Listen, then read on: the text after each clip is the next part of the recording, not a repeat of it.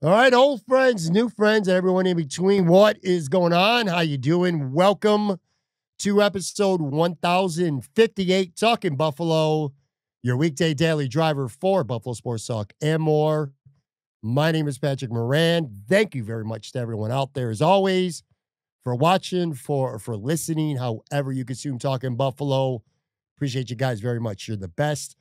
Big shout out to our sponsor, Sunny Reds, 1841 Abbott Road, just down the way from Highmark Stadium. Bomb wings, great food, great drinks, great vibe. Brand new outdoor patio bar coming within the next 2 weeks. Hopefully by then it might actually be good enough outside weather-wise in Buffalo to be able to go out and enjoy a beer or a pint somewhere outside. Hasn't been the case much at all of late. But anyway, big shout out again. Thank you, Sunny Reds. All right, this is our Thursday podcast. And, you know, you do these for a while and you get a chance to talk to most of the people in the Buffalo sports media. And I've gotten to a point where it's not very often where I get an opportunity to have somebody on the show for the very first time. However, that will be the case today. I'm very excited about this one. Someone who I've known through social media, through Twitter channels now for quite a number of years. We've been talking back and forth for quite a while. Got him on the show today. Buffalo Bandits announcer, sports media personality, my guy, Steve Burmel, man. What's going on, buddy? How you doing? Pat, man, awesome to finally join the show. Came on a couple of times with the 716 Sports Yeah, Podcast, but yeah, that was in a group setting. So having yeah. this opportunity to chat with you today, I'm super grateful and very excited. You know, you bring up that podcast, and I have to say this too. All right, so for everybody out there who's listening, by the way, the Buffalo Bills, as I'm sure you know, they have been named the team that will be part of HBO's Hard Knocks series this summer. People are going to have a lot of opinions on that, good and bad. Steve and I probably will as well. And I want to spend some time today going over some of the potential big storylines that I would expect that Steve might expect to see over the summer. Some of the things that we might think are going to be fun to follow along. We're going to talk about that. We'll have a little bit of Sabres talk later on in the show. Of course, you know, doing announcing, covering the Bandits, all the marbles Saturday, literally all the marbles. Game 3, winner take all, do or die, whatever analogy you want to use. That's coming to Buffalo this Saturday. I'm going to get your thoughts, a bit of insight on that game as well. Before any of that, though, you did just mention the group setting, the 716 Sports Podcast. All right, I want to kind of go back a handful of years. Not everybody knows this, but so we're in the year 2025. I had to make sure I'm got the right year right here, Steve. All right, so back when I first started this podcast, and we're talking like February of 2018 was my first episode. I actually remember a couple months ago before that, kind of doing like my research a little bit, trying to find what podcasts were going on. Once I figured out that I wanted to do an interview Buffalo sports and pop culture style podcasts, I remember doing a lot of research into some of the podcasts that were around in Buffalo. And there were a handful of them that I still remember. A couple are still around to this day. Rock Pile Report, some of the football OGs with Drew and Chris, they were around, kind of like almost like a comedic take with the Bills from a fan point. I enjoyed that. I remember Trainwreck Sports was getting started. There were a handful of other podcasts that, quite frankly, were just absolutely terrible and not really worth listening to. The quality, the sound, just you name it, it was really, really bad.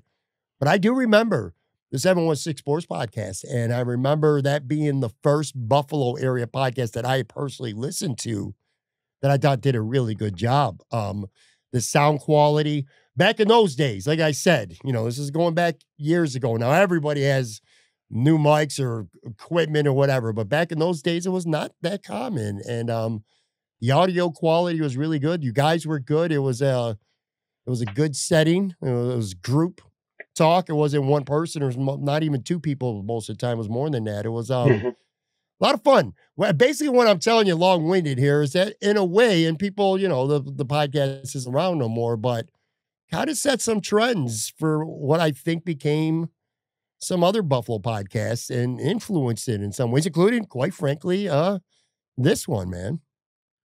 It was Yeah, fun. and I owe a ton of credit to those guys because they kind of took me from a writer only and gave me, this platform.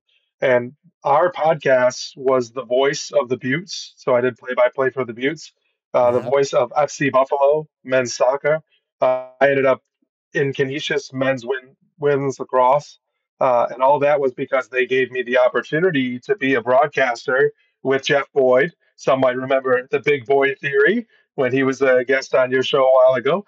But Mm. I it's interesting because you give credit to the podcast for your spot now in the podcasting realm, and I have to give credit to those guys for giving me the opportunity to start broadcasting, which now has me as the color commentator for the Buffalo Bandits. Yeah, and that's really cool. Really cool.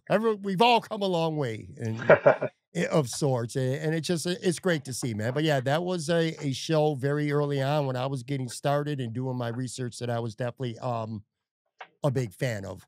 All right, so let's kind of get into a few things here. When it comes to the Buffalo Bills, Steve, this year, 2025, they're truly in the spotlight right now, more than ever, I think. You have the Hallmark Christmas movie that's coming to Buffalo. A lot of people are making a big deal of that. That's gonna be interesting. Let's just put it that way. I don't know how silly it's gonna be. I watched did you watch the Chiefs one last year by chance? No, Oh, I don't good. want You to watch saved anything with yourself. the Chiefs. That's fair. Well, you saved yourself some time too, because let's just say it was not good. And that's coming from somebody who is known as liking cheesy, corny, kind of whack Christmas style movies. Like that's one of my favorites, but that one was a little bit too much for me. But anyway, Buffalo this year's the Bills. A love story, a Bills Christmas, whatever the hell it's called. You got that. You got the Buffalo Bills that are opening the NFL season in week 1 on NBC, Sunday night prime time, Sunday night football. That's going to be a big deal. You got a team that is playing 4 times in prime time over the first 6 weeks of the season. So you're going to see a ton of exposure early on nationally with the Buffalo Bills. Not that that's anything really new. It was the same thing last year as well with the primetime games. Of course, you got the final season of Highmark Stadium. This is the last season there before the new stadium opens across the street. And now you got Hard Knocks coming, though. That's the big news. Let me actually, before I get your reaction on Hard Knocks, doesn't it feel to you like almost as a Buffalo sports fan, like a lifetime, an eternity ago, where the Buffalo Bills were in a drought? They couldn't get a primetime game to save their life. Somebody like me who now begs and pleads to get as many Sunday 1 p.m. games as possible. Back in those days, you couldn't get a primetime game to save your life. No one outside of the most ardent, hardcore fans gave a shit about this team, and nobody wanted to come here. No free agent wanted to come here. Nobody wanted to get traded here. A, do you remember those days? And B, what I just described to you in a lot of ways, doesn't that kind of remind you of what we're seeing right now with the Buffalo Sabres? So my wife is excited because she loves the Hallmark Christmas movies, and I make fun of her for watching them. And she was telling our kids tonight, I might get dad to watch a Hallmark Christmas movie because it's about the Buffalo Bills. So she might have me there. I might actually watch one. I'm not the cheesy love story movie guy, but so that's exciting. But I feel like the only way that you end up in the limelight is because you're such a train wreck, such a shit show that everyone is waiting to see what you do next. Or Right. the other way you do it is with success and having likable people and having a mutant like Josh Allen, who is not only a great player on the field, but such a great ambassador. He's a guy that you can build your franchise, your city around, and the Bills have that. And for lack of better terms, they can exploit that.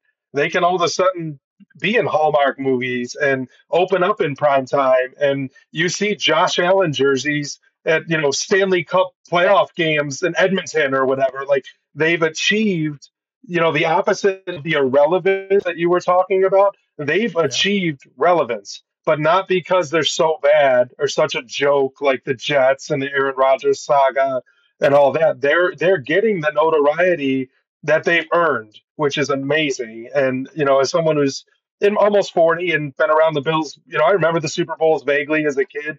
It's Mhm. awesome to live in a world now where our Bills are beloved, not just by Western New York, but by Hollywood and by the country and by sports fans. You see social media influencers whose kids are wearing Josh Allen jerseys, and these Yeah. people that have the money that are social media influencers bringing their kids to Bills games in Orchard Park because it's a destination. And I don't know if I could have seen that coming, even in my wildest dreams. Is the success that they found. I didn't know that I ever expected them to get to this point nationally or globally.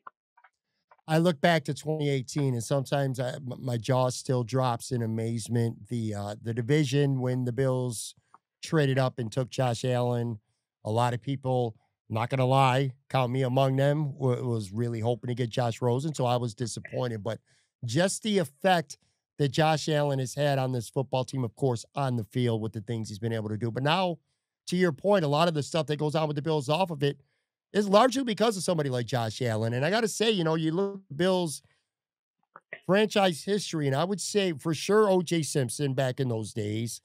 I would say Jim Kelly. I mean, it's easy now to dismiss Jim Kelly because of Josh Allen, but back in those days, man, Jim Kelly, the gunslinger, the gambling quarterback, was just so popular, not just in Buffalo. He was larger than life in Buffalo. I'm a little bit, I'll say that I'm a generation older than you are, Steve. So I was old enough to kind of be like a late teenager or a teenager during his heyday and into like my early, I was old enough to kind of sneak into bars at least stage. And I just remember Jim Kelly just being this true larger than life. Like if you seen Jim Kelly at the supermarket, it was a big deal. You know, there's not a lot of players in sports with teams, especially in cities like Buffalo, where it's that big of a deal. OJ at one time was definitely one of them. Jim was certainly one of them. And now Josh Allen has become that guy as well. So a lot of the things that go on now with the primetime games and the exposure that they're getting, a lot of it has to do with Josh Allen. And going back to the Bills being named the team for this year's HBO Hard Knocks. So I was already planning on, if we were going to do the show tonight, I was going to ask you thoughts about rule changes, what got passed, what didn't, and what your thoughts were. But that just kind of feels irrelevant to me right now. Long story short, of course, everybody probably knows by now. The tush push is staying. There's a little bit of a difference with the onside kick rule. You don't have to wait till the fourth quarter and being behind now. Look, a couple other small things. But anyway, I was expecting that. Like I was very active on Twitter X, kind of like refreshing and waiting to find out news. I don't know why I was so interested in wondering if the tush push was going to pass or not, but or the ban. But anyway, what I did not expect to see was an Adam Schefter tweet followed by a gazillion other ones saying that the Buffalo Bills were going to be the subject of HBO Hard Knocks. What was your first instant reaction when you found that out here on Wednesday? Yeah, so I was at work and I got a text from a buddy, and I didn't believe him because it Mhm. feels so like not something the Bills would do. Um, I think that Hard Knocks is more attractive to franchises that might be a little bit more of a shit show, or they have characters. I don't mean the good guys like Josh Allen. I mean like the TO type players that are Mhm. doing sit ups in their driveway. And that's kind of what I associate Hard Knocks with. But I'm surprised because I think the Bills are going to be like the 17th team to be featured with Hard Knocks. And that makes it make more sense because if half the league has done it, I'm sure the Bills have been sought after for a long time. I don't know that, but it feels like they would want to be around the Bills with the success they've had. I'm just wondering what changed that would make them say yes, because there's no way this was the first time they were asked, right? That Sure. with how successful they've been, Josh Allen, Steph Diggs at one point, Von Miller. Like they had enough guys that, in my mind, HBO had to be, for lack of better terms, pun intended, knocking on the door. That for some reason they said yes this year. And I heard you talking with somebody about some of the differences with Sean McDermott. Like we've seen, he's no longer, it seems, as buttoned up tight about football operations and being the head coach of the Bills. And I wonder if this is just another symptom or a sign of the landscape changing a little bit for the Bills front office and the organization. Yeah, good points. I will say this. I can't confirm this as we're recording this. I'm almost positive though. I don't think the Bills had a choice. Hmm. I don't think. I think there's a set. I know there were. I don't know still that there is, but there was a set of precedents, like protocols. Like if you have a new coach or if you were on within a certain amount of time or some situations that you could say no. But there were some scenarios where you couldn't say no, where it's not even really your call, it was the league's call. I don't know for sure as we're recording this, but I have a relatively reasonable sense of confidence that the Bills really didn't have a choice. I do know as recently as a year ago, Brandon Beane didn't have interest in this because I believe this was brought up a year or so ago. Like maybe if you have an international game too, I don't know what it is. I just know that there's a set of circumstances where you could say no, and then I think there the pool of teams where you don't have that opportunity to say no. But don't quote me on that 100%. I'm pretty sure, but I'm not sure. But anyway, regardless, whether they wanted to or whether they didn't want to, the Buffalo Bills are going to be on HBO this summer. It's going to be interesting for sure. Before we get into some specific potential storylines that could come out of Rochester that we think will be fun to follow, that HBO might be watching and following along, what's something that you really like about this? And conversely, is there anything, if there even is anything, about HBO Hard Knocks with the Buffalo Bills that you're not looking forward to, that you don't like? The thing that I don't like, I'm going to go in reverse, is this doesn't feel like the Buffalo Bills. Like I don't need them on Hard Knocks to Mm, enjoy watching them or following them. I don't need Sean McDermott forced to do this if this isn't something that he wants to do. Like I believe they truly have built something, the process or whatever you want to call it, that they have built a culture and an environment and a locker room, and I'm wondering if this is, going to upset that at all. I don't think so. I think they're professional enough that they're going to get right through this. Maybe they're looking forward to it. I don't know.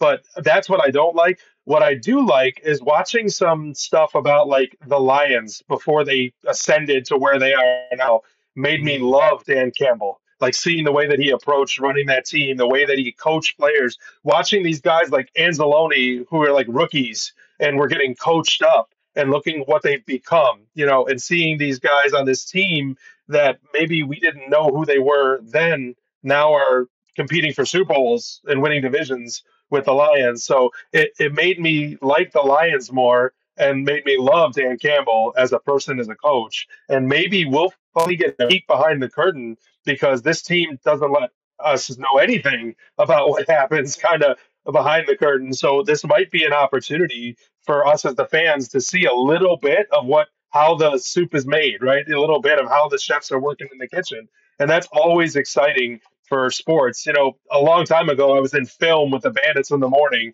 and that night, the play that they talked about happened. And I was like, this is a sports fan's dream. I got to see them talk about this in film, and now it happened. So, with something like this, I might get yeah. to see something that I wouldn't have gotten to see that will happen during the regular season that's going to be awesome for a sports fan to watch unfold. Or maybe there'll be a player in training camp that we can fall in love with before he's ever played a snap in a preseason game or a regular season game. And he could be the Cinderella story that the city loves because, he made a name for himself in Hard Knocks. And that could be a fun part of the season. Two things that you just brought up that I want to circle back to a little bit more when we get into some specific storylines, but that really intrigued me as it potentially could pertain to the Buffalo Bills. One of them you talked about was Dan Campbell. I want to circle back to that in a few because that was a great point that you just brought up.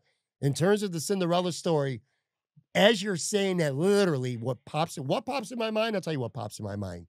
Joe Andreessen. Can you imagine if the Bills had Hard Knocks last year and a kid who did not get drafted, a kid who did not get signed after the draft either, a kid who had a rookie mini trial or rookie mini camp tryout with the Kansas City Chiefs and did not get signed, and then got signed after a rookie camp trial with the Bills, goes to camp, makes the football team, makes the 53 man. If they would have had that access and taken you behind the scenes last year with Joe Andreessen, as popular as Joe Andreessen, the story is known and loved Buffalo and Western New York. Just imagine league wide if a kid who didn't get drafted, didn't get signed, and had to go to a rookie minicamp tryout and made the 53-man roster, how huge that would have been nationally. Like Joe Andreessen would be a national household name right now if the Bills were on Hard Knocks last year. So I love that point that you brought up about the Cinderella story. For me, well, I like a lot. Well, mostly, I think I probably like, like I kind of like Embedded, like the Bills Embedded series that they do, the Sabres Embedded. I like those series for the most part. I mean, they're a little more team friendly, team edited. You're going to see what you want to see. And I understand that. Like, say, Steve, like when the Bills are drafting, like Max Harrison was their first round pick, they're going to show you footage of them talking favorably about Max Harrison and making it seem like that's the guy they wanted all along, as opposed to, say, four or five other guys they probably felt the same way, but that gets left on the floor because they didn't take him. That's the team editing and making the final decision. I get that, but it's still, the access is pretty cool. From an HBO standpoint, it won't be that way. They're going to show you what HBO wants you to see. And I'm looking forward to that unprecedented Bills access that we've never really seen before on and off the football field because they've never been on HBO Hard Knocks before. I think being on HBO, that's going to grow the fan base even more. And this is already a very popular team, I feel like, around the league, around the nation as things stand right now. A lot of people want the Bills to get that first Super Bowl. And of course, we'll learn some more about players, guys that we know, some long shots that we didn't. What I don't like is I'm superstitious, man.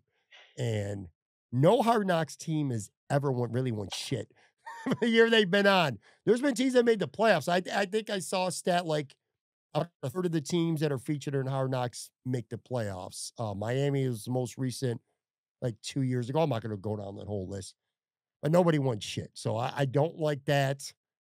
And the other thing is sometimes like too much publicity, too much coverage, it kind of creates, you get more fans, but you know how it is with social media, just period.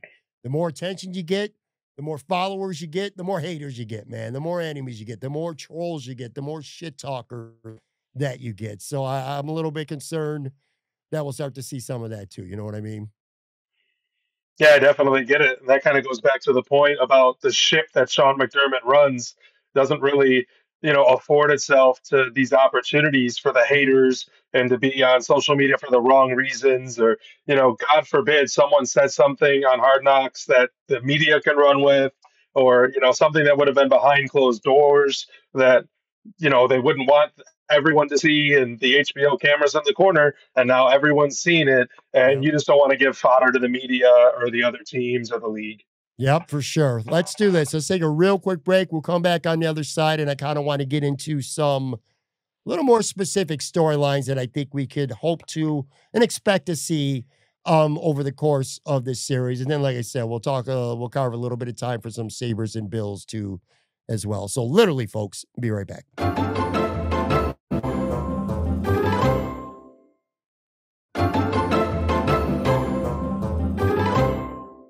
All right, I am back here with Steve Burmel. We are going over some Buffalo Bills Hard Knocks potential fun and interesting storylines. Let's start, Steve, with like the most obvious one, and that's going to be Josh Allen. I mean, his celebrity has kind of taken on a life of its own. It's spread well beyond our community of Bills and Buffalo sports fans. He's one of the faces of the NFL now at this point. The reigning, defending, to use a Paul Heyman term, reigning, defending NFL MVP, Josh Allen. But I feel like you'll get a peek behind the curtain, unlike anything we've seen before with Josh in the NFL.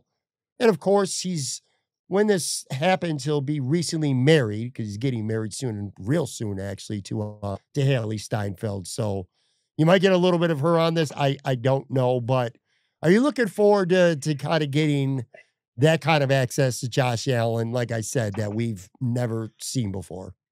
I'm wondering if this is going to give us more of a look into the like golden retriever, fun character Josh Allen. We know and love him.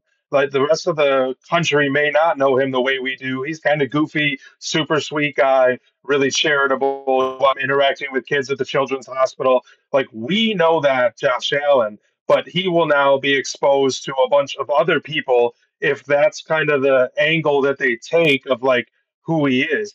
I think I'm more excited to see quarterback Josh Allen and maybe get to see a little bit of how he operates, preparation, calling plays, whatever, like working with his offense, kind of seeing him maybe with Sean McDermott talking about strategy and that kind of stuff. Because we know and love Josh Allen, the person and the quarterback, but I think that we can learn more about Josh Allen, the quarterback, and what goes into his mind prepping for a game, prepping for a team, what he saw on a play, what he wants a player to do. And I know the relationship that him and Sean McDermott have, I'm sure it's a great personal relationship, but their football relationship has to be incredible. And if we can see that, that's what I'm excited about, the potential to see Josh Allen quarterback. Of course, Hailee Steinfeld, the marriage. I always call it Kate Bishop because I love the Hawkeye series, and that was probably my best connection to Hailee Steinfeld.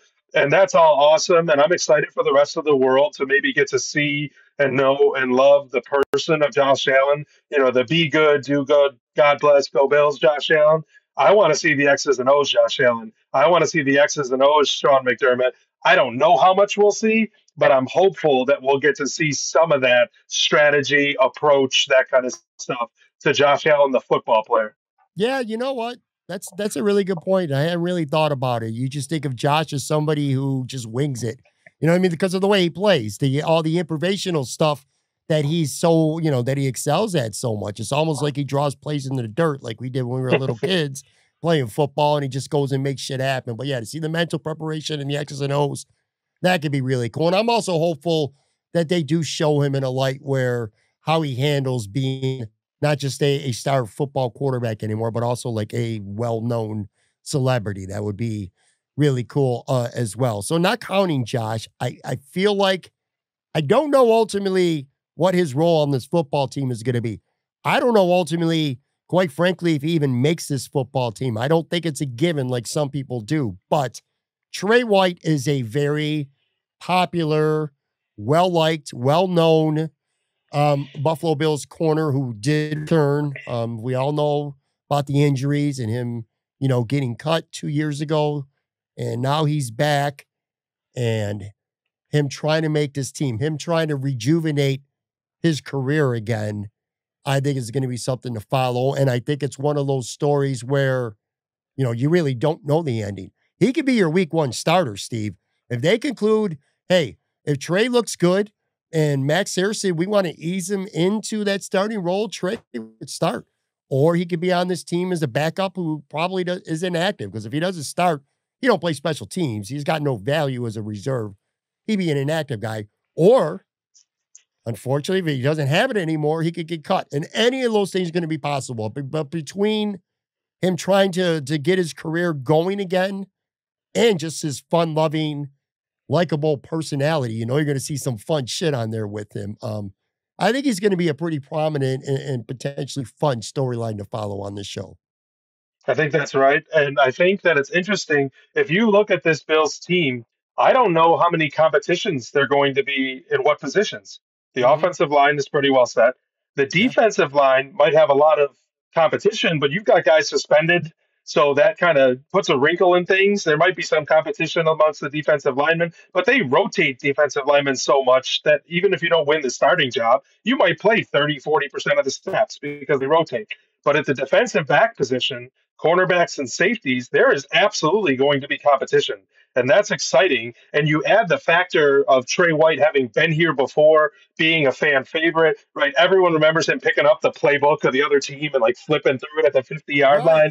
And the Tre White Goalie Academy, like he embraced Buffalo and Buffalo embraced him. So I definitely love that you spotlight him as someone that's going to be a factor on this show, because not only is it a personal thing for him, but there's a competition there. With Hairston, obviously Benford's probably going to be CB number one, but you're going to have competition between those guys. What, Dane Jackson's in the mix too, right? I don't know if he's got a chance, and then at safety too, are you going to have you're going to have Hamlin? Is he going to be starting again? Is it going to be Cole Bishop? So, I think that that's exciting too. So there's two prongs to that Tre White saga. It's not just a fan favorite coming back and, oh, this is all feel good. He's going to fight. There's going to be a real competition for him to even make the team, like you alluded to. And that's good TV. That's exciting. That's what, as much as it would suck if at the end of it he gets cut because we love him, man, can you imagine if somehow that gets highlighted, or if that happens or something like that happens on the show? That would be incredible TV. Yeah, and like you said, man, it's like kind of like a movie or wrestling. It's like it's entertainment. You know, it's entertainment. You're gonna be entertained, but what makes the best TV, the best movies, the best wrestling matches is when those rare occasions where you don't know how it's gonna end. It's not predictable. The ending's not predictable. Sometimes shows, even if they're predictable, they can still be really good because it's about how you get there. But in this case, I don't think it's predictable what his role and if he even makes his team ends up being. So that for sure is going to be compelling. You mentioned Dan Campbell, and I want to circle back to this now. As it relates to Sean McDermott, I feel like the humanization of Sean McDermott continues. And I think you're going to see much more of that this summer on HBO as well. You know, it wasn't all that long ago where it almost felt like Sean McDermott's personality was robotic. You know, whether it was the bland, boring, vanilla conversations that he would have with the media, the perception of how he is in that locker room, you know, between those walls. Of course, the Tyler Dunn series, which really, by and large, portrayed him as a person who, you know, not the most personable head coach to a lot of players, a lot of former coaches, and stuff like that. Not to say that he wasn't a good coach, but you know what I mean? A lot of personality deficiencies in him. And I feel like since that series dropped, he's really made a concerted effort, and I think a pretty successful one, to kind of show a more human side. Like just recently, he did a 45-minute podcast with Sal Capaccio and Matt Bove. I'm telling you, he ain't doing that shit 2 years ago. I Hmm. promise you, he ain't doing that shit 2 years ago. Things like that. I feel like he's been a little more open with the media. I feel like he's been a little more colorful at times. I think he's been a little more honest with his assessments in things, whether it's going good or whether it's going bad. I feel like he's evolved, maybe not as a coach. We'll find out because he's got to win the big one to really be considered somebody who evolves as a head coach. But I feel like he's evolved the human aspect of Sean McDermott. Do you kind of get that sense? And is that something that you could see kind of more the evolution of them really shining a spotlight on Sean McDermott as a man and not just a head coach this summer on HBO? Yeah, absolutely. And the Snow Angels comes to mind. When he's doing Snow Angels with Josh Allen after the win last year. But I Yeah. think there's something to be said about like managing people and managing an environment. Like I'm in management, and you have to kind of establish first what the expectations are. And I think for McDermott, there were years of him maybe being stern or being less personable because they had shit to do. Like there needs to be certain standards and a process and whatever, and he's imposing that. But now that culture and that standard has already been imposed, and he has people like Josh Allen carrying that torch. So instead of trying to impose a culture or a standard of rote, professional, robotic, we're here to win football games, they can kind of loosen up a little bit and still win football games as they've done. It's not McDaniels being the goofball wearing I wish it were colder shirt when Miami hasn't won anything. And not that the Bills have won the big one, but I think that the culture and the process, I keep using the word because that's his word, is so embedded in the organization. He might have to be the hard ass anymore or the robot anymore. Like he might not have been personable because that's not his job to be personable. He needs to be a coach. I tell people that I manage, you don't have to like each other, but you have to work together. Now, if they do like each other, I'm not going to tell them not to. And it's not that they can't have fun, but you have to have an environment where the people are working towards the same goal, are on the same page. And maybe it took him being tough or whatever, or rote or emotion to get there. But now this organization has that culture already embedded in it. We're here to win football games. We're here to win the Super Bowl. We're here to compete. We're going to win the division. We're going to get to the Super Bowl. That maybe he doesn't need that approach anymore, right? He's now become so ingrained, or that approach has become so ingrained with the organization. Maybe that's allowed him to evolve without costing the team success. I think maybe one of the best compliments I feel like I could give Sean McDermott that would kind of be representative of how Bills Mafia feels about him is, first of all, you want to win a Super Bowl for yourself. You want to win the Super Bowl for your fans. You want to win the Super Bowl for mom and dad and grandpa and grandma and all, who came before you that have suffered and been waiting for it. Just one before I die. And then you get players like Josh Allen and Tre White. And you want to win a Super Bowl for guys like that. But I feel like I can include Sean McDermott in that. Like, part of the reason I want the Bills to win a Super Bowl is because I think Sean McDermott has endured enough. I think he's paid the price. I think he deserves it at this point. It would be great for the Bills to win a Super Bowl for Sean McDermott. And I honestly don't think I could have sat here on this microphone and said that 2 years ago, maybe Hmm. even a year ago. But that's how I feel at this point about Sean McDermott right now. I feel like on a personal level, it would be great to see him get that ultimate victory. Another guy, it is not really a surprise, but I just think it'll be silly at times. Two guys, I'll throw them both in there together just because they're silly. Dan Dawkins, Pro Bowl offensive lineman. He's the class clown. He's funny. He's going to be walking around with no shirt on all summer on HBO. He's going to be doing some silly ass shit. And I'll throw Keon Coleman in there too.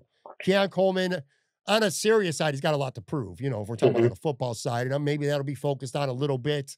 I'm sure they'll bring up the fact that he got injured and he really didn't play well after he came back. But his personality is kind of infectious too and funny. And it kind of draws you to him a little bit too. You know what I mean? Does that feel right to you? Like Dion, Keon, like the team Sure. funny guys, like they'll get some shine on the show. Well, Dion is going to have a longer leash with the Bills fans, in my opinion, because he's played so well. Maybe he's going to win Protector of the Year, right? They got the new award that they announced. He Troy had a lot to Vincent do with it. announced Yeah. it. Yeah, he was a big proponent of it. But I think that Dion's going to have the longer leash because of the success that he's had. He's always kind Hmm. of been goofy, the snowman, and like the sweet mask that he wore, but he's always so good. I feel like if Keon is on this show and like eats a piece of candy, Bills fans are going to be like, "Oh, he's not taking football seriously because he didn't have a good year last year." They're mad at Josh Allen for playing golf. Like this is what he loves to do.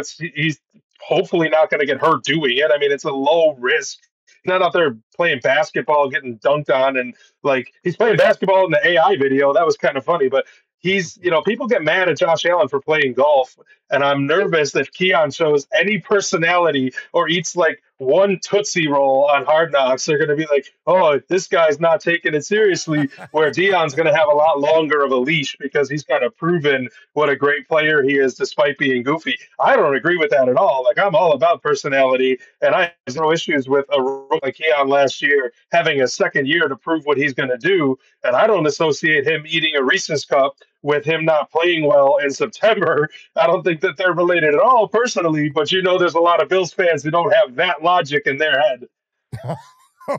No question about that, man. None at all. I would say too, I talked about it earlier. I don't think it'll be as big of a story because again, he's not the Cinderella kid trying to make the team now. He's the guy who's trying to stick around, the hometown guy. Joe Andreessen, I mean, a nice little maybe sub story. Again, not as big as it would have been last year. Plus, honestly, he's probably a good bet to stick around only because they didn't draft a linebacker. They didn't sign a linebacker. I mean, you still see what happens over the summer after June 1st. Could be a couple free agents out there, but I think he's pretty much in line. But him being the hometown kid growing up in Lancaster, I'm sure he'll get a little bit of shine as well. I think Ray Davis should have a role on this team. When you want to get into, we're laughing here. We're having a good time. We're talking about Trey. We're talking about Dion. We're talking about Keon. But on a serious side, the shit that Ray Davis has had to overcome in his life to get to the NFL, living in foster homes and all that stuff, and the mental health stuff that he's a big, big advocate for, that he just was honored for recently here in Buffalo. I think he's gonna have a role in this. I could see that. Like when you want to dip into producers are on TV, you got to have some funny, you got to have some serious. I think not that Ray Davis isn't a fun and funny guy, but it's a serious story, and I feel like he'll get some shine on that. That's something you could see. Yeah, he'll he'll get some shine for that. Hopefully, as long as they do the research and know like kind of his background. But he also might be in the spotlight with James Cook and the contract situation Very too. true. I don't know Yeah. what's going to be highlighted with that. I don't foresee Cook not going to training camp or anything like that. I don't think he's going to hold out. Who knows? That's going to be a storyline. And I don't know what's going to come first, the chicken or the egg. Are they going to cover Ray Davis because of the awesome human being he is and what he's overcome, or that he might be mixed in with the whatever's going on with James Cook? Yeah. Max Hairston, rookie, first round pick. First round picks always get some looks on HBO, and he's got what seems to me, obviously I don't know him. We'll get to know him this summer a little bit, and seems to have a pretty a strong, fun personality. I know we saw a lot of at the draft. He was hugging it out with literally everybody in the green room and went out. I thought that was really cool. I do think he's a player. Look, at the end of the day, I like Kyrie Elam, but he just didn't work out. I hate calling people busts, but that's kind of, what he ultimately, unfortunately, was for the Bills. You got to go out, you got to play well. That's ultimately what's going to win you to most fans. But I feel like a player like Max Searson with his personality, I feel like he's in line to be the type of guy that Bills Mafia is going to want to get behind. I'm sure you saw a little bit, like between the draft and maybe the embedded afterwards and him walking around the stadium and stuff. He just looks like a young dude who's ready to go out there and have a lot of fun, ain't it? Yeah, he's got energy that is contagious, like him slapping up everybody as they got drafted. Mhm. Just an amazing attitude, a human being that he seems to be. But like we mentioned before, he might be in a position battle with Tre White for that CB2 spot. And I'm excited to see the speed. I know, I don't know how it's going to translate. The 40-yard dash doesn't always Yeah. translate to playing on the field, but I'm curious to see that speed in some reps maybe against a wide receiver, an NFL caliber wide receiver. And I want to see a great competition in that cornerback two spot. I almost want him to win the competition, especially because kind of the taste in your mouth after the Elam pick. If they get this bona fide first round, comes and outright wins the position because he's so talented and so good, that'll kind of wash the taste out of the mouth of what happened with Kyrie Elam, which, like you said, no hate for the guy. It just didn't work out here for whatever reason. And now it's like, okay, this is the first round corner you've taken since, and this one's kind of got to work out. And I'm hoping that it does, not at the expense of Tre White. That's not it, but just seeing him win the role would be awesome because of that last first round corner that they took.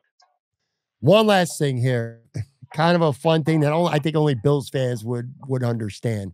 Matt Milano, summer series. I don't know. It's gonna be 4 episodes, maybe 5. What are the odds that we actually see Matt Milano speak a word during the series? That's not on the field. Like if he's not him communicating with Terrell Bernard, calling a defensive play, that don't count. I'm talking about something. Maybe he looks into the camera and he says a word during Hard Knocks. What'd you put the chances of that happening at? -2%. I know what's interesting, if we can let people know a little bit, one of the things that we talked about that you were like, oh man, that's a great point, is the contract situation for Matt Milano immediately puts him in a contract year, which I really like because Yeah. he's at that age similar to Joey Bosa where he's got to show out. If he does, he's going to get that contract with Buffalo or wherever that he can end his career on and make a lot of money. I mean, they're still young enough where there's a lot of meat on the bone for what Yeah. he can get paid. So, not to change away from Hard Knocks, but I thought it's interesting because this was one of the conversations you and I had months ago or weeks ago when he signed Yeah. this new contract or when they restructured. And I love it because I think he's a great player. I think I'm not worried about his performance at all. But obviously, the injury bug has been there. But you bring in a guy of his caliber, on a contract year, same thing with Joey Bosa, they got to show out. This next contract is going to be a vet min or it's going to be a huge payday because they're both like 30 years old. So they can get another 5-year deal, get an absolute bank if they show out this year. So I'm excited for Matt Milano on the field. As far as off the field, whatever. I don't care if he doesn't say 2 words to the camera. Just go get 120 tackles this year, 3 sacks, an interception and a fumble return for a touchdown, and we're all good. It would almost feel weird if he wasn't that way. You know what I mean? Even Yeah, if he was being not showing his outcome, I'm sure he has a side that's fun and outgoing and stuff. We just don't ever see it. And I don't know that I need to see it. I don't even know that correct. I necessarily want to see it. So those are all the things that I think we could expect to see. There'll be one or two long shots that we don't even know, probably maybe undrafted free agents that right now, as we're recording this, we don't even know shit about. They'll be featured. They always are. Somebody with a lot of hope, a lot of promise, tell their story, and then they ultimately get, and it sucks. But again, TV drama, that's kind of the way it goes. I'm sure there'll be a lot of wings being eaten throughout the summer on the show. I'm sure Barbell will be featured at some point. Guys enjoying wings, going out for team dinner. It's the Buffalo Bills, so it'll be wings when they go out for team dinners, stuff like that. Are you familiar, by the way, with Rock? Because this is mainly training camp, although I'm sure they'll be back in Buffalo filming as well. But how familiar are you with like St. John's Fisher and in the area with training? Because honestly, I'm going to be honest with you, I'm really not. Like, there's, I've been out there once. My yeah, wife's coworker gave us her season tickets for training camp with like Tyrod Taylor in like 2016 or something like that. So mhm. I am not familiar with the area. We drove out, we went to training camp, we came home.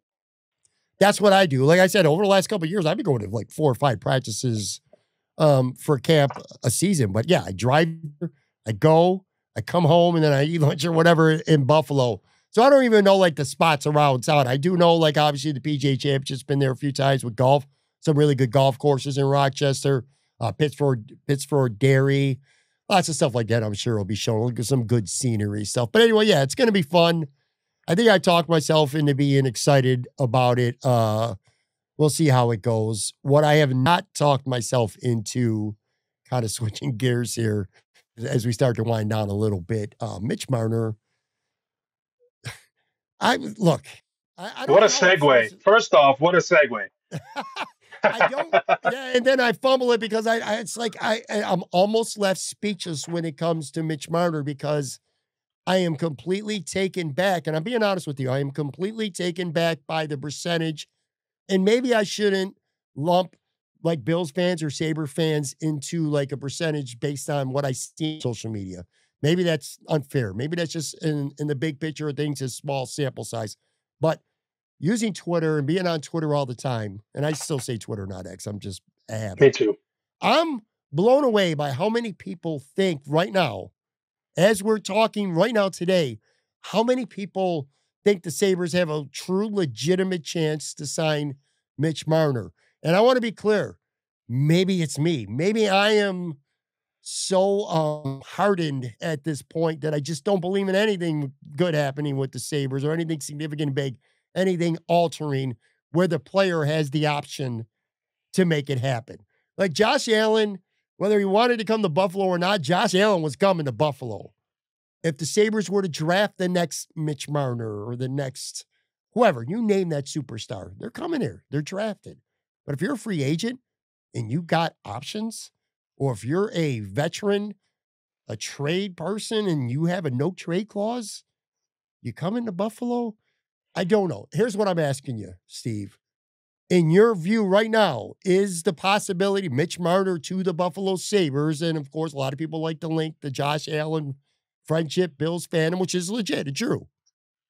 Is it crazy to think that Mitch Marner could be a Buffalo Sabre in less than 2 months? I want to flip the question right around. Why do we want Mitch Marner here to be a Buffalo Sabre in a couple of months at $15 million a year? Good point. I mean, I don't know the answer to that. I am not upset with the forwards, with the way that they played with the top line. If you bring Mitch Marner in, of course he's going to make Tate Thompson score more goals, and it's exciting and that's all fun.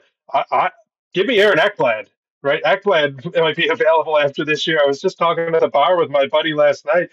Literally, this is how the conversation went. The name Mitch Marner came out, and of course it's fun, it's a buzzword. You have a 100-point scorer who played in the biggest organization in the league that's a free agent, and there's this idea that the Sabres might be able to sign him with their cap space or whatever. But I don't know that I want that here. I don't know that that makes them a much better team. If they're going to spend 14 or 15 million dollars, what can they get for that money otherwise? And if they do sign Mitch Miner, I'm not going to be mad. I'm not going to be, what are they doing? Because you get why they would do it. I don't know that he would want to come here. I don't have any, either here nor there on that. Money can make people do a lot of things. You know, you have to overpay sometimes. Maybe he does want to come here for the right amount of money. But I feel like if the Sabres are looking to build for more success than they've had, I think there's other routes and other ways to spend $14.5 million or whatever this guy's going to make. So it's really up to him. Does he want to get paid? Then it's going to be like Utah or Buffalo or a team with the cap space. But if he wants to pursue winning, there's no reason that a team like Florida can't squeeze him in at a team friendly deal. And that might be what he's after. And who knows what he's after what's happened in Toronto. What does he want to do next? Does he want to try to run it back with the Leafs? Sure doesn't look like it. But dumber things have happened, stranger things have happened. Look at Miles Garrett. I don't know. But certainly an exciting prospect, Pat, bringing in a top tier NHL player from a top tier team that everybody knows and loves. And it's exciting to talk about, and the idea is exciting. I just don't know that it works for either side. Like everyone's kind of painting it as, well, why would Mitch Marner want to come to Buffalo? I don't know that the Sabres necessarily want a $15 million forward who's hit 100 points once, maybe, but you're not bringing in Matthews or one of McDavid or something like that. Marner's very good, don't get me wrong, but I feel like the street goes both ways. That maybe it's not a good fit going in either direction. That's fair. That is fair. The scoring's not the issue. Scoring is not what keeps the Buffalo Sabres where they're at right now. That much I'll give you. I can certainly get behind that school of thought. Where are you right now with the Sabres? And I'm talking beyond the obvious. Look, you're frustrated. I'm frustrated. Who's not frustrated with the Buffalo Sabres? Where are you in terms of faith in this organization that things could get turned around? Do you feel that, hey, a small break here, a little break here, and this is a completely different organization? Or do you feel at this point this is just an organization that just simply doesn't feel like it's committed to doing whatever it's going to take to be on a winning team? You could certainly make that case based on the cap space that they leave every year, based on the fact that Kevin Adams is going into year 6, it certainly appears, as the general manager without having made the playoffs. I don't know many GMs, especially in hockey, they get 6 years to make the playoffs. Lots of factors. Where are you at in terms of your faith that you go get a guy, you make a move or so, and a buck bounces your way, and you're looking at a different organization? Where are you at when it comes to that? So it's interesting when anyone asks me like where I'm at with the Sabres. I love the Buffalo Sabres. I watch every game. I don't miss. I love the team. I root for them no matter what. I don't give up on them. I don't throw my hands up. It's of course it's frustrating. I tell people that may not realize this, and I know you would have been around. Not that long ago, or maybe 15 years ago, the Sabres were appointment TV 82 times a year. It's like, what are you doing to watch the Sabres? Like, you make plans to watch the Bills game. Hey, Yep. where are we watching the Bills game this week? You did that with the Sabres every game. So, I had a birthday party for my wife's uncle at 5 o'clock on a Saturday. And it's like, oh, the Sabres are playing at 2. Just come early. Everybody's going to watch the Sabres game. And that was the Ottawa game where Vanek scored in the shootout over Hasek with the around the world move. And like, you built your schedule around the Buffalo Sabres 82 games. And Pat, I can't wait till people get back to that point. The difference is I have friends that will still do that. Hey, you want to go watch the Sabres game today? And we'll go out and watch it because I love the team. And maybe it's because of that I have this jilted view, but I think they're not that far away. They do need a couple of pieces. I think they would admit that, especially defensively. They've got to get someone to help Power. I wish that Power was driving a pair himself, but he's not there yet. So I am not giving up on Owen Power. I think he is and will be a very, very good hockey player. But if they get him some help, they keep kind of tweaking and working on that supporting cast. I mean, Tage is awesome. Tage is a unicorn out there. Like, I love watching him play hockey. Rasmus Dahlin is incredible. He just doesn't get the recognition because the Sabres aren't a good team, but he is an incredible hockey player. I think that they're close. You can yell at me and say that you're out of your mind. I think that they're close. I think that they realize that they're close. Maybe they're trying some different things. We'll see what happens with this draft pick at 9 overall. We'll see what happens with Bowen Byram. We'll see what happens with the cap space. And there will be some players out there that they might be able to go after, not Mitch Marner, who could greatly improve this team just by signing 1 or 2 guys. You when you're talking, you made me think of something that I never really thought of, and I didn't realize it till now. I was thinking in my mind, I'm like, when is the last time one of my friends who are not on the same level of Sabres fandom as you are, I would say more on the fair weather side. When is the last time one of my boys texted me and said, "Yo, you want to go meet up at Imperial or Sunny Reds and grab a beer and some food and go watch the Sabres game"? I can't remember the last time someone has asked me to go out to watch a Sabres game. It has been far, far too long. Last thing here. Now I'm going to let you go. And you got on the Bandits, the gear right now. I kind of wish I would have worn mine. I should have thought of it ahead of time. I knew I was going to have a Bandits guy on the show. I should have worn my shit. People will call me and ask what I'm doing this Saturday at 4:30. Game 3, Saskatchewan. Winner take all, literally winner take all. Whoever wins will be the champion. All the marbles, whatever analogy you want to lose or use. What in your mind, you're going to be there, obviously going to be calling it. What's the biggest keys for you for the Bandits to win a third consecutive championship? And kind of a weird question here. What would it mean to the Bandits fan base? And I mean the true fan base, not the guys like me who decide to start watching when it gets to be playoff time. I'm talking about the week 1, the week 2 guys. What will it mean to those deserving fans if this team can win a third consecutive title? And also, you're invested in this team too. What would it mean to you personally for the Bandits to win 3 in a row? You gave me a whole lot there, so I'm going to I do my did. I best to layered the keep this hell shorter out than of a it. half hour.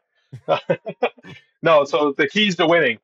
Game 2, the Bandits played a pretty sloppy game. Turnovers, loose balls, some penalties, not scooping the ball when it's in front of them. And John Tavares said post game to Bandits.com that every loose ball matters. Every little thing can come back to haunt you. And they didn't play well Sunday and lost by 1. They didn't get blown out. They didn't put Mm, out a 10 out of 10 effort where they played their best lacrosse game of the year and lost, where they just came up short. They didn't play great. They would tell you that. They struggled to scoop loose balls. There was 5 seconds to go in the half, and the Bandits have possession, and they turn it over, and Saskatchewan scores with point 0.9 on the clock. yeah. That's not Bandits lacrosse. That's not how they play. That's not how they got to this point.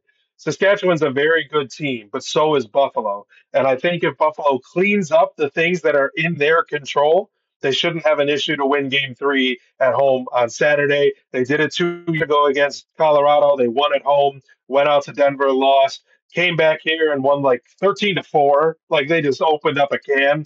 And then last year, both games against Albany, they kind of did the same thing. They won game 2 running away. I think as good as Saskatchewan is, Buffalo could run away on Saturday if they clean up the mistakes and don't drop an easy pass, don't miss an easy loose ball. The recipe to win is just not make the mistakes that they were making on Sunday. And I think they'll clean it up. They're such a good team. As far as what it would mean, the Bandits fans have been clamoring for attention for a long time. And now you have every game on network TV. CW23 is carrying every game except the games that are on ESPN. Now, this game's on ESPN2 on Saturday, but it's still on your TV. You can turn on Yeah. your cable box and you can find them and watch them. You don't need a streaming service.